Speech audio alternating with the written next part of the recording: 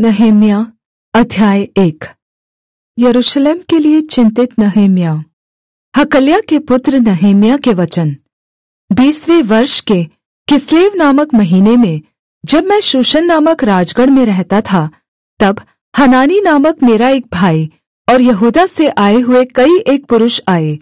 तब मैंने उनसे उन बचे हुए यहूदियों के विषय जो बँधुआई से छूट गए थे और यरूशलेम के विषय में पूछा।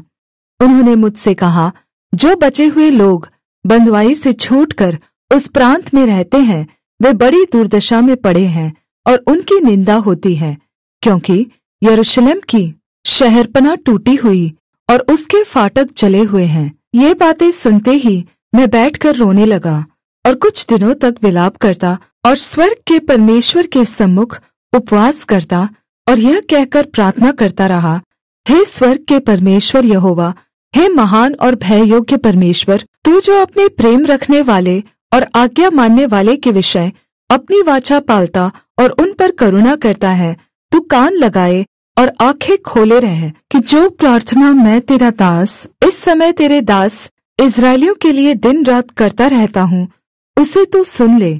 मैं इस्राएलियों के पापों को जो हम लोगों ने तेरे विरुद्ध किए हैं मान लेता हूँ। मैं और मेरे पिता के घराने दोनों ने पाप किया है। हमने तेरे सामने बहुत बुराई की है और जो आज्ञाएं, विधियाँ और नियम तूने अपने दास मूसा को दिए थे, उनको हमने नहीं माना। उस वचन की सुधि ले जो तूने अपने दास मूसा से कहा था, यदि तुम लोग विश्वासघात करो तो मैं तुमको देश देश के लोगों में तितर बितर करूँगा।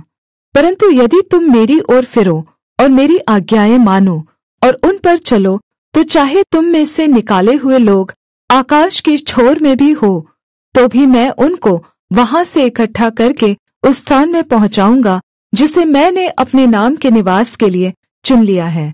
अब वे तेरे दास और तेरी प्रजा के लोग हैं, जिनको तूने अपनी बड़ी सामर्थ्य और बलवन्त हाथ के द्वारा छुड़ा लिया है। हे प्रभु, विनती यह है कि तू अपने दास की प्रार्थना पर और अपने उन दासों की प्रार्थना पर जो तेरे नाम का भय मानना चाहते हैं कान लगा, और आज अपने दास का काम सफल कर और उस पुरुष को उस पर दयालु कर। मैं तो राजा का पियाऊ था।